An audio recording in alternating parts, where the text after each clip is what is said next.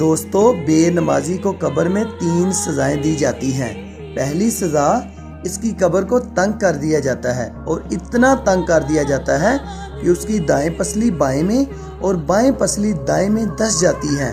दूसरी सजा जो उसको दी जाती है, इसकी कब्र में आग को भड़का दिया जाता है और वो दिन रात इसके अंगारों में जलता रहता है। और दोस्तों, तीसरी सजा सबसे ज़्यादा खौफनाक, इसकी कब्र में एक गंजा सा मुसल्लत कर दिया जाएगा जिसका नाम है अशुजाल कुरा होगा।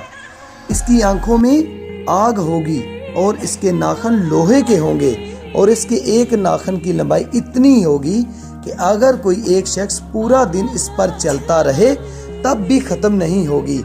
और इसकी आवाज़ इतनी खौफनाक होगी जैसे बिजली कड़कने की आवाज़, और वो कड़कती हुई आवाज़ में उस शख्स से कहेगा, मुझे तेरी कब्र में अल्लाह ने